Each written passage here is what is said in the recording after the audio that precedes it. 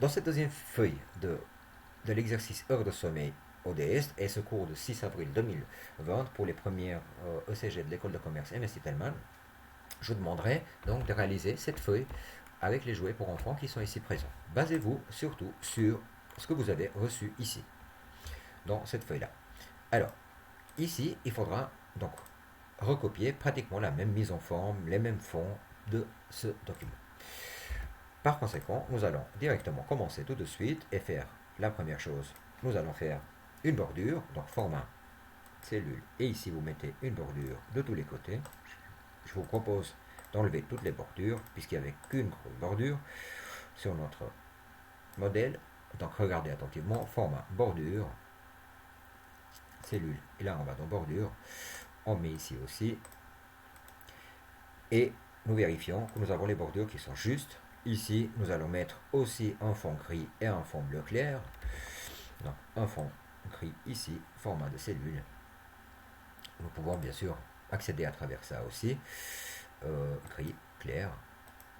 Et puis ici, si je me rappelle bien, nous avons donc à vérifier, bien sûr, un bleu clair qui ressemble à celui-là. Vérifions. Effectivement, ça ressemble, sauf que le bleu ici, il est légèrement peut-être plus verdâtre. Voilà. Continuons maintenant, ou précisez si vous avez envie un peu plus la couleur sur cet exercice. Ceci dit, si nous regardons bien, ici, on a une différence de police, ici et là. Donc vous avez deux tailles différentes. Pour avoir la même taille partout, lisez bien la donnée, mais si c'est demandé par exemple Arial 12, vous le mettez simplement en Arial 12, tout le document. Ici, on nous demande plusieurs choses différentes. Il nous demande par exemple de mettre la largeur de ces colonnes-là avec la même taille. Donc nous faisons par exemple, je vous rappelle, largeur de colonne, et ici nous pouvons mettre par exemple à 5.5, et nous faisons OK. Il nous ouvre toutes les colonnes avec la même taille. Ici, peut-être il nous demande de faire une largeur optimale, donc nous faisons la largeur optimale. Ici, peut-être il nous demande d'insérer une image, insertion image, donc nous allons chercher l'image que nous avions tout à l'heure, celle-ci, et l'ouvrir. Évidemment, elle est beaucoup plus grande, donc on va la diminuer un tout petit peu et l'insérer ici dans l'entête. Le reste paraît très facile à faire. Lisez bien la donnée et réalisez les exercices. Ici, vous devez par exemple faire une moyenne. Donc nous allons ici et vous faire moyenne, comme on a l'habitude de faire, de l'argent qui a été dépensé par exemple pour acheter sur les 3 années des jouets pour les enfants.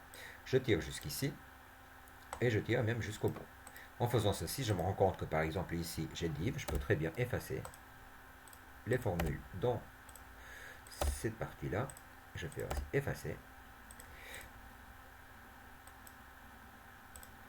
Voilà, j'ai appuyé sur Aide, malheureusement. Et ici, je peux bien sûr très rapidement remettre comme c'était tout à l'heure, c'est-à-dire mon formatage. Jusqu'ici, tout va bien. Il faudra juste formater peut-être les cellules ici, puisqu'il s'agit de l'argent. Vous faites un clic droit, ou alors vous faites format cellules, et là-dedans, vous pouvez les mettre en nombre. Et ici, vous pouvez les mettre par exemple en monnaie, c'est-à-dire en francs suisses. Si vous cherchez un tout petit peu plus bas, vous avez la possibilité de pouvoir mettre les francs suisses aussi. Donc, c'est plutôt ici. Donc, si vous allez ici, vous pouvez mettre les francs suisses qui viennent après. Si vous prenez ici, elles vont venir après votre chiffre. Voilà. D'habitude, on met toujours les moyennes un peu plus gras pour voir un peu plus clair. Et si vous voulez, ce serait bien aussi de faire un clic pour centrer les données et un autre clic pour pouvoir les mettre centrés de tous côtés. Rappelez-vous que les entêtes des colonnes, aussi, on les met toujours en gras pour une question de visibilité. La moyenne sur 3 ans, on va la mettre également en gras. Et ici, on va lui dire de la faire la moyenne des 3 ans qui sont ici. Donc, il nous sort la moyenne de ce qu'on utilise par année. Si vous avez un petit clic rouge ici, un petit triangle, vous double-cliquez pour que ça l'ouvre un tout petit peu plus. Et ici, vous pouvez le mettre en gras, bien sûr.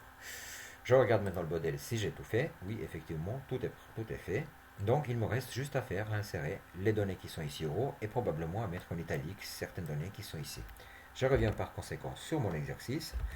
Pour mettre une donnée en italique, je vais prendre cela et les mettre en italique. Je reviens encore.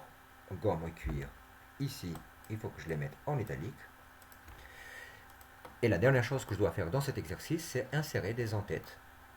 Ici, des informations dans l'en-tête. Nous avons vu ceci dans le cours précédent. Donc ici, vous faites, je vous rappelle, à côté de bouton imprimer, vous avez désactivé l'aperçu ou activer l'aperçu. Vous cliquez sur formater la page. Dans l'en-tête, il nous demande d'activer ici et de marquer nom prénom. Ici, de marquer jouer de Noël, mais de prendre ceci et puis de lui dire par exemple que celle-là ça va être beaucoup plus ça va être centré par exemple, et puis ici dans la à droite vous devez marquer par exemple la date automatique, donc vous mettez ici la date qui vient ici. Si ici je prends celle-là, je peux bien sûr l'agrandir, je vous montre tout de suite si je fais tout ça. Donc tout est mis en ordre. Pour pouvoir centrer et faire jolie ma page, je vous rappelle que vous pouvez aussi faire dans page, le mettre en paysage. Et si vous regardez bien ici, il vous met en horizontal centré, en vertical centré. Comme ça, vous avez une jolie page. Pour la dernière chose que vous devez faire, il faudra peut-être ajuster aussi pour que ça rentre dans la même chose. Donc vous cliquez ici, arrière-plan, et ici, dans tête et pied de page, dans la feuille, on lui dit simplement que on veut une impression par exemple à 50% pour qu'elle rentre dans la page. Si on regarde, il nous fait une page qui est beaucoup plus petite.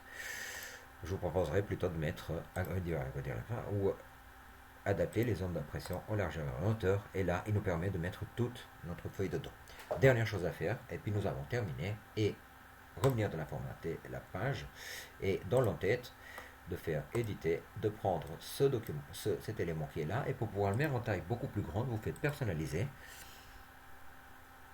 Voilà, ça prend peut-être un tout petit peu de temps.